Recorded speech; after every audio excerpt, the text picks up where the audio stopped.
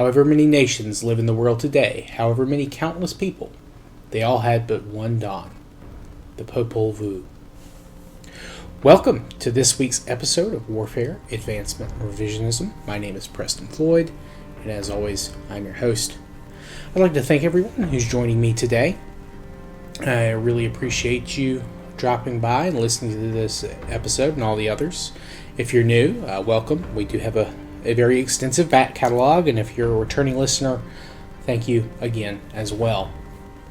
So, this week we'll be talking about the people in the area that today covers parts of Mexico, Guatemala, Honduras, Belize, El Salvador, Nicaragua, Costa Rica, and Panama, or as it is sometimes collectively known as Mesoamerica.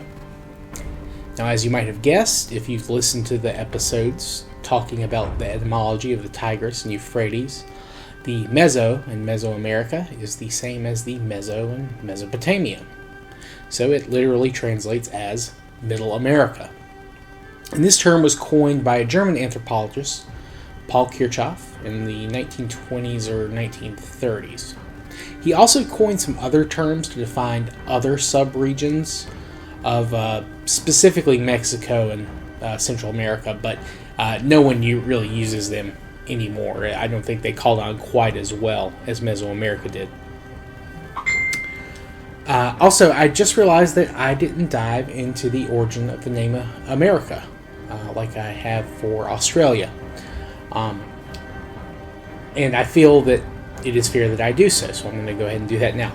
I'll also go over Africa and Asia and Europe as well, but the origin of those names are a bit older than what we've discussed for Australia and what we're getting ready to discuss here about America.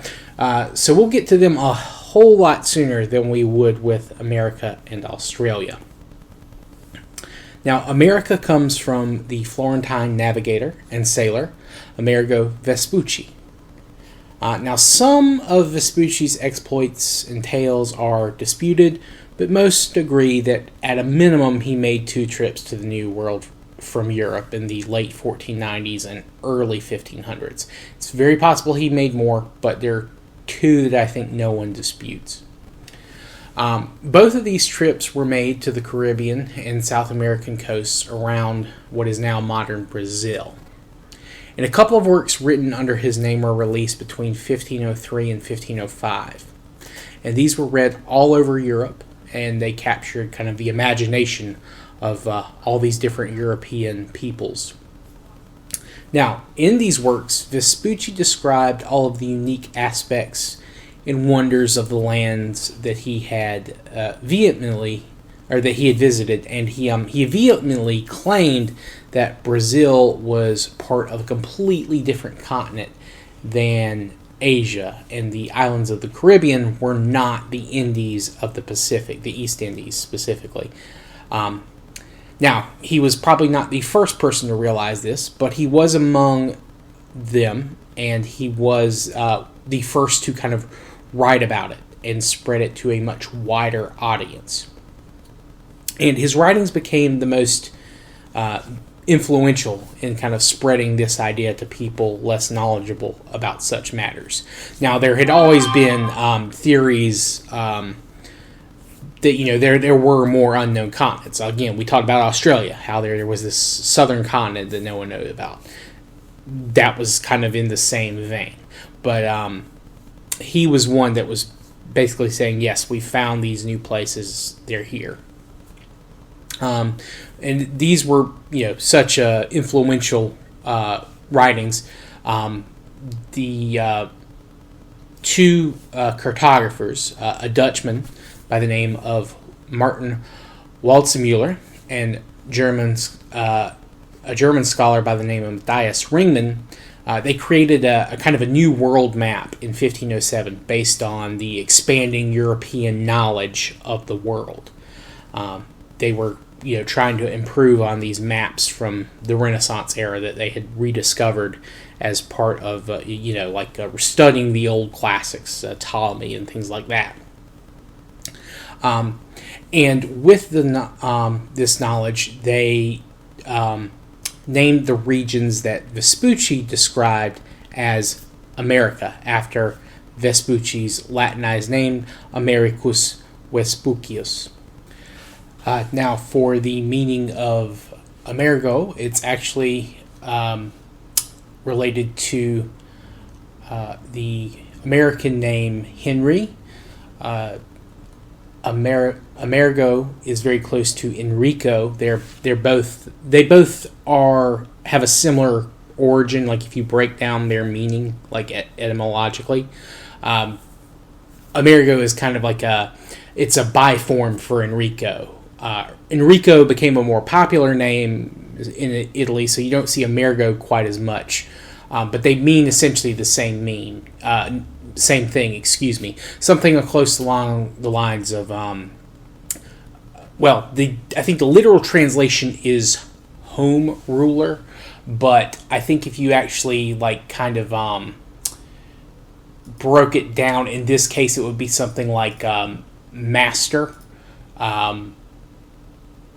or I guess a work master, so a master workman, someone in charge who's like very skilled at a task.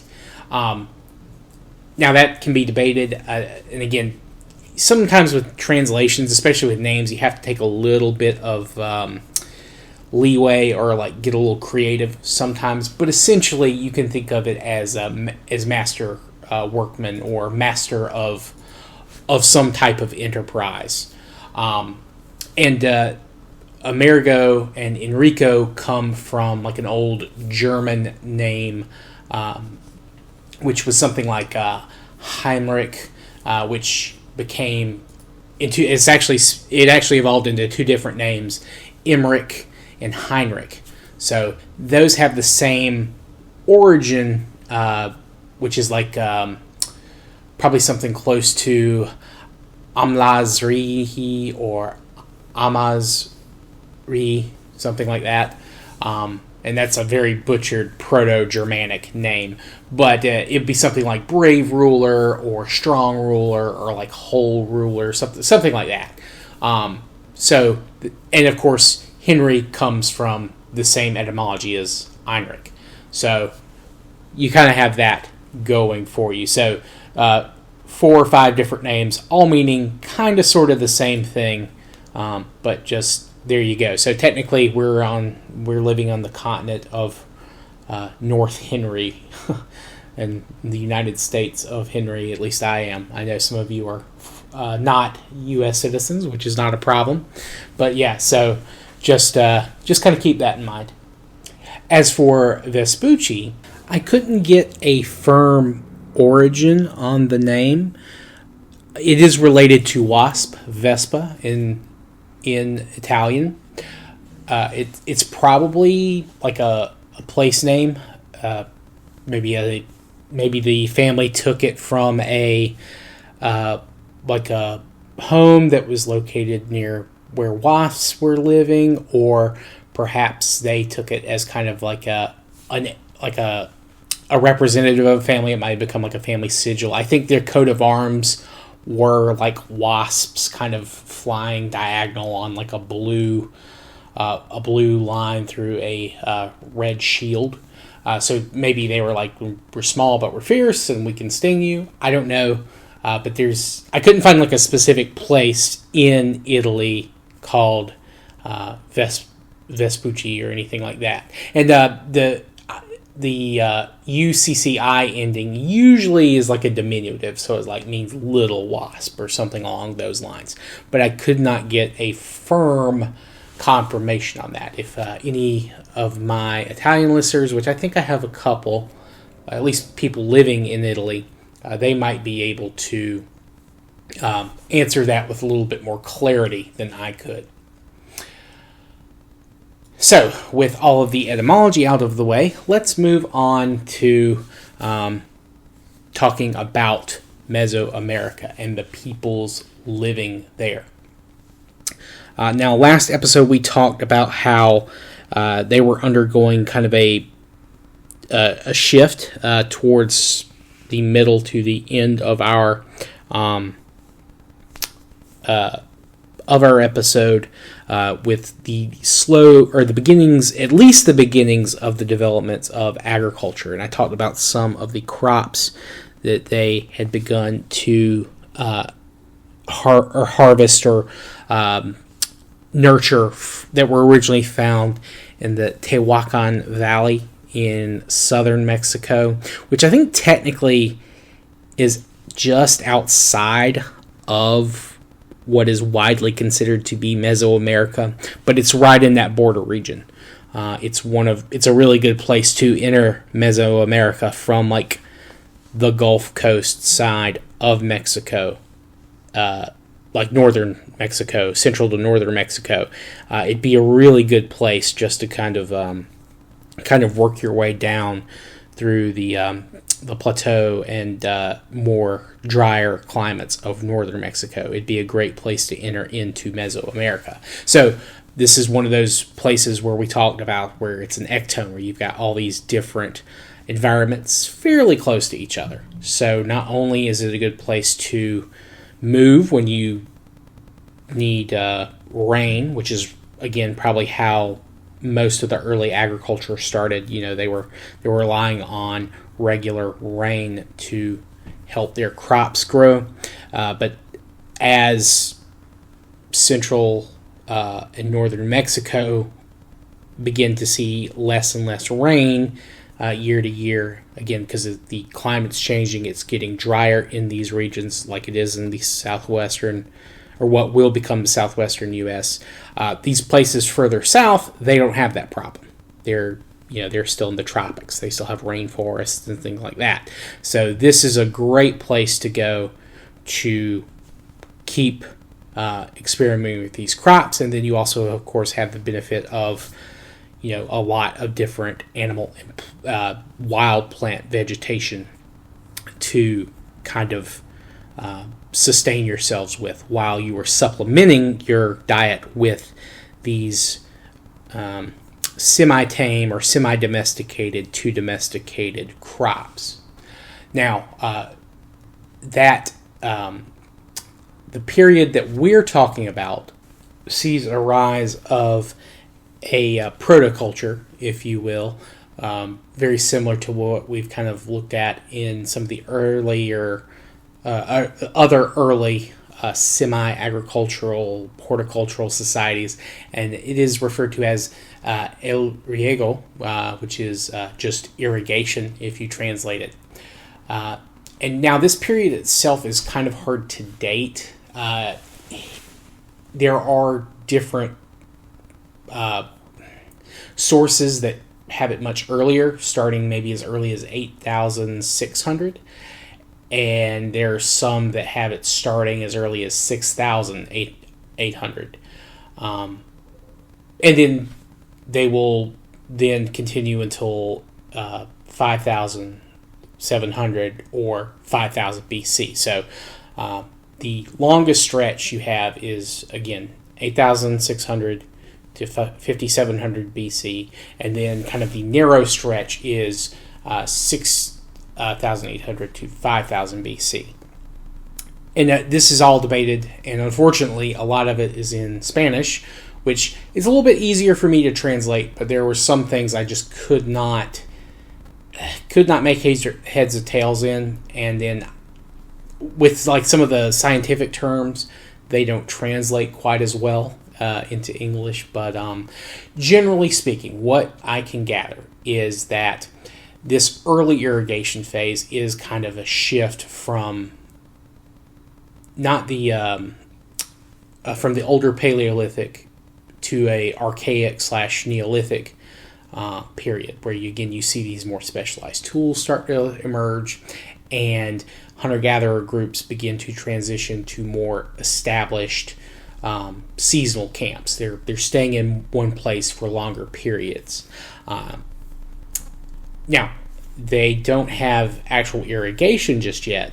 That's just the term, because it's kind of like they are flooding the field to prepare for the crops to grow, kind of deal. It's more of a, shall we say, descriptive or poetic term than an actual descriptive term, I think is the best way to put it. Though towards the end of their period, they are practicing full-blown agriculture, much as some people in the Middle East and Asia are doing at this later period. And of course, as this is happening, you do have some sites where there's almost no agricultural present, and sites where there's a lot more agriculture than anything else. So you can kind of see that there is this big divide between groups more focused on the hunting gathering side of things and groups that are slowly shifting to more sedentary lifestyles. Now, these people appear to be fairly closely related. I don't think they've gotten any real firm DNA evidence, but there's not a huge amount of signs of, a lot of conflict between these groups. Now, there are, of course, cases of, people dying young or apparently from meeting violent ends, but that's not to say that this is happening just between sedentary and hunter-gatherer groups. It could be happening between two different sedentary groups. It could be happening between two different hunting-gathering groups. It's nothing out of the ordinary from what we've seen anywhere else. There's not like a huge uptick in violence with these people living different lifestyles. In fact, it may have dropped violence for all we know. It could be, people living off of different resources. There's not as much of a needed competition. This could have led to a quicker kind of melding of these larger scale cultures that are going to emerge in the coming millennia. But again, it's really hard to say because we don't have a lot of DNA evidence. However, we do see that they continue to use stone and bone tools. There's no evidence of metallurgy at this early period, which of course Mesoamerica is not known for that, but they also don't, I believe, have any silver or gold that will kind of make the region famous at later times. These people also experimented greatly with different types of projectile points. I think there have been a number of sites that they have they used a wide variety of shapes. They didn't really have kind of one specific type that they used. So this, could mean a couple of things. Either there was no one group or one type of weapon that was preferred, depending on, what you were hunting. They appeared to have been very good woodworkers. They are getting these really, hardwoods like, I think things like, I think teak is in that region, which is something, people outside of Africa haven't really been dealing with, like these super sturdy, powerful woods. We also find evidence of weaving, similar to the basket weaving kind of to the north west of North America, the Pacific Northwest. You have there's evidence that they're trapping animals as well. They found some remains of what look like small cages and things like that. Also, they have a number of type of food processing tools, things like food grinding stones, these early mortar and pestles, things like that. Of course, these are much larger. They're probably using them for a lot more than a small personal use. They're probably using it for a whole group of, maybe 100, 200, 300, 400 people, somewhere in that range. All of this can be dated to at some point in the El Riego period. Now, again, there's some timing complications here, so some of this could be happening towards the end of or right after the timeline here, but it wouldn't surprise me that, again, I think we're seeing at least some early versions of all of this during this season. Now, here we also have evidence, again, of deliberate burials, which is, again, something that we've really only seen at a couple of sites in other places, where they're kind of setting aside a place for the dead. Places like where we had, I think, Çatalhöyük and Jericho and Göbekli Tepe, where it's just the pre-modern Neolithic sites like Jericho, where they had ancestors buried under homes. You had those sites in China where they had like separate graveyards that looked like. So something similar, that they're developing a much richer kind of culture for like burying the dead. This is something that is changing. There is also some evidence, and it is debated, but there is some evidence that some of these remains share wounds similar to remains found in later periods that we know for sure were victims of human sacrifice, which not unique to Mesoamerica. This is something that's going to still probably happening at least at some scale all over the world. And again, it is debated, but if it is human sacrifice, this is an extremely, extremely old version of it. I haven't talked too much about the idea of sacrifice just yet, and how it evolves in human religion and culture. But that is something we are going to discuss more in the future. But again, it's debated, but it's not something that's strictly tied to Mesoamerica. But it is something that, of course, does happen there at quite a large scale much later. But if it's been practiced that long, then that's pretty. It's pretty surprising that that this aspect of their religion lasted for so long. Or I shouldn't say their religion. There are multiple religions in the area, but the practice is not just tied to any one religion, but the practice is tied to pretty much every religion, or at least not every religion, but a lot of religions in the area, that this concept is tied so closely to a number of different groups, and has been tied to them since the days of their ancestors. Now, in addition to a lot of different points, stone types and stone point designs for their weapons, we have also found evidence they're using smaller throwing weapons, smaller even than javelin, things like darts. And these are, of course, bigger than what you would see like on a dartboard. But kind of like a fairly sizable weapon. And of course, later, the blowgun will be in use, I think, further south in some places in what is now the Yucatan Peninsula and like Honduras and Guatemala, as well as some other places. But in addition to those variety of types of stone tools, they have access to a lot of different types of stone. They have access to obsidian due to the volcanoes in the area. Obsidian is going to be very important. I've talked before about obsidian and how it was used in places around near East Africa.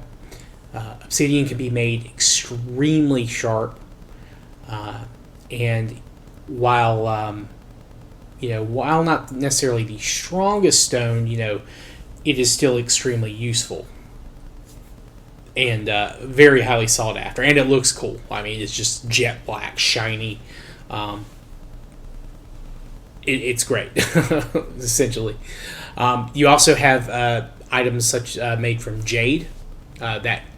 Jade, the stone. This is something we've seen even in parts of modern China.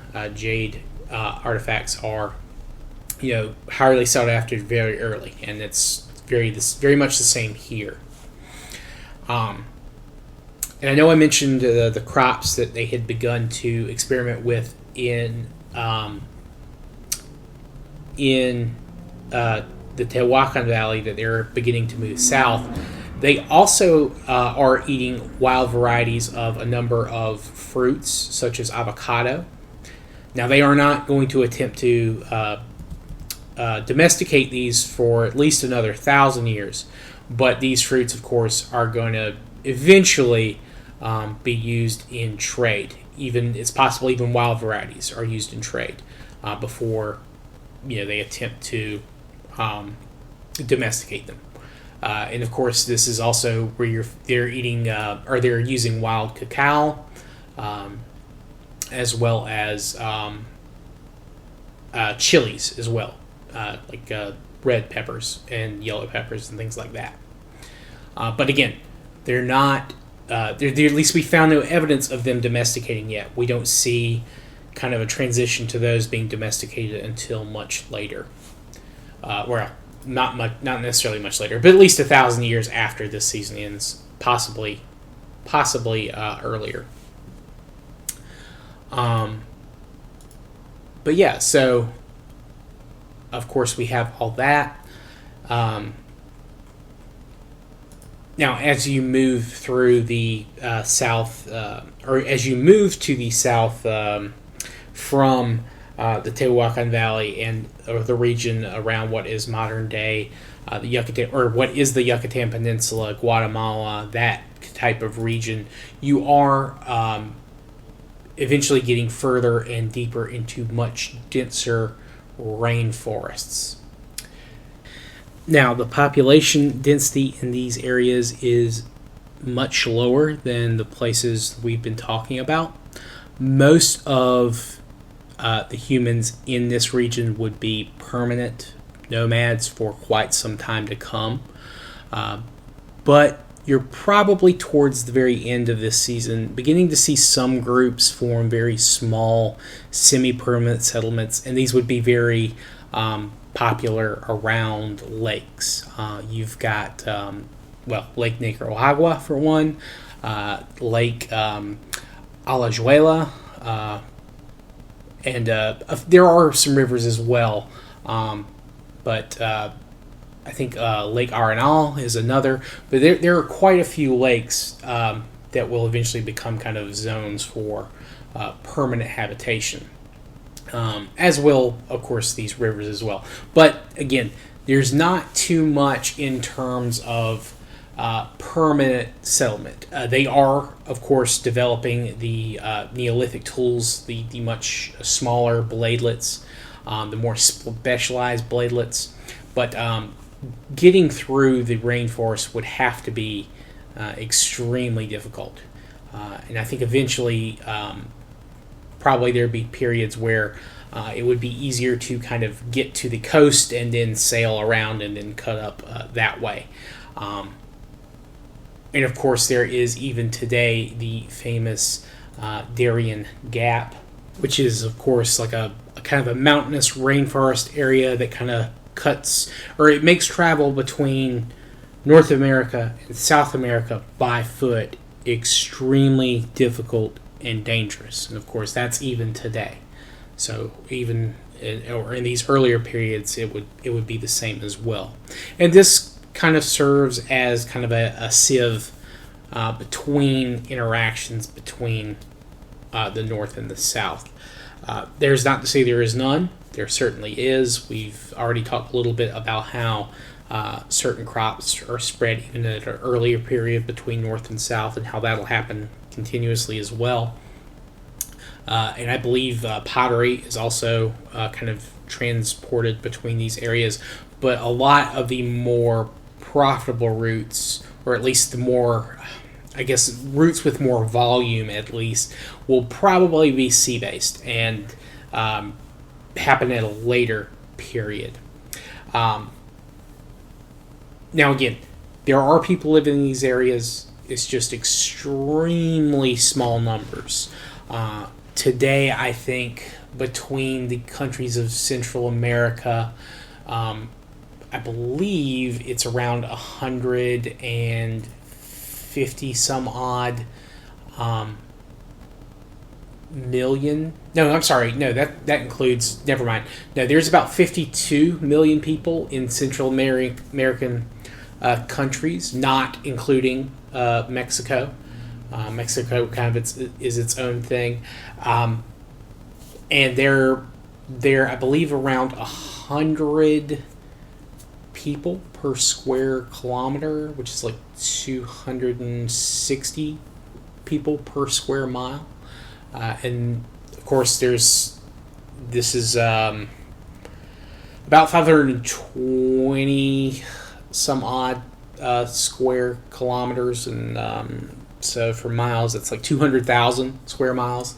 And again, this is a number of countries: Belize, Costa Rica, El Salvador. So a lot of these people are, in very, densely packed kind of population centers. So you have fairly large cities in terms of population compared to the population of their countries as a whole. But there are people that even today live in some places a semi-nomadic lifestyle. I believe in Panama there are the Imbera and the Guna or Guana people. I'm not sure which is the correct pronunciation, but they have had to contend with control from their centralized governments that control the territory in the places they live. So this is, and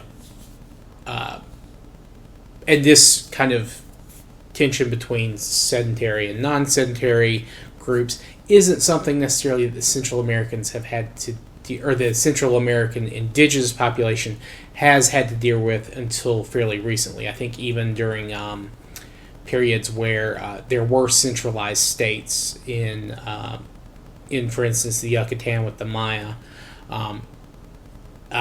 these people were probably extorted for tribute or for trade or for slaves, but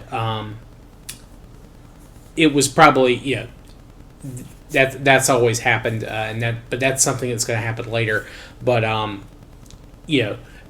with the emergence of those sedentary societies, these indigenous people have had to deal with the comings, the rises and falls of these civilizations, and they've had to kind of work around them to maintain this type of lifestyle that is very difficult, again, in this region due to the environment. But we know that they practice, their own arts. They of course have weaving. They have a very high degree of skill with dyeing things as well, and they make traditional jewelry from a number of local stone and things like that. Material, also seashells. So this is something that they're probably practicing even into this day, that they were practicing at this earlier period. And then as time has gone on, they're having to deal with more people kind of moving into this region. But there are some places that do begin to practice kind of their own kind of agriculture. It's never as high a scale as it is in places further to the north and west, or to the south in South America. But the people living there at our time period, they're going to continue this way of life, in some cases even to the modern day. Also, I should point out that I don't think I've mentioned it too much, but at least in Mexico and South America, there is a lot of evidence for a more egalitarian hunter-gatherer society. We have evidence in a number of places that at least young women are participating in hunts with men. And that's something I think is happening in North America as well, at least maybe at a later period. I don't know if we can date it to our current time frame. But that is something that does happen on occasion. I know I've said that most hunter-gatherer societies, at least as far as we know, it's usually male hunters, female gatherers, but of course there are always going to be exceptions, even in those societies. But here, at least at this earlier period, it does appear that at least younger women would partake in hunting along with the men. Why this is happening, we don't really know. It could be a number of factors. It could be necessity. It could be it could be something that it is just done that way. It could have been something that started as a necessity and then evolved into just the way it is. It could have become a tradition from a necessity. Or perhaps women were considered sacrosanct and they were used to negotiate with other groups, that kind of thing. It could have been kind of a peaceful sign, like, hey, we've got women with us, we're not going to attack you. Or the women would perhaps be negotiating. Perhaps this was something that was done to intermarry and interconnect groups more easily. Who can say? And again, this is I think they found a couple of sites throughout Mesoamerica and northern and South America where this is happening. It's not super widespread, but it is something that did happen in this area on occasion, or at least for a period of time.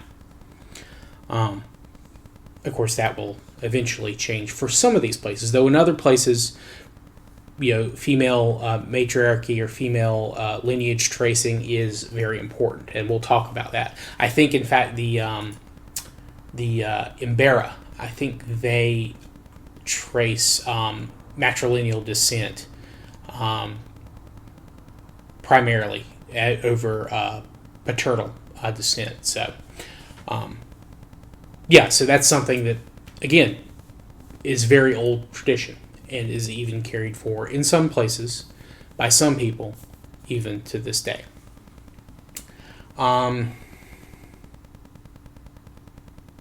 Also, in this area, we talked about corn.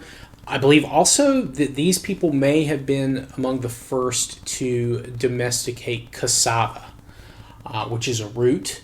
It's also extremely poisonous. You have to cook it in a very specific way to make it edible. But also they use calabash, which is, again, the Asian gourd that gets spread.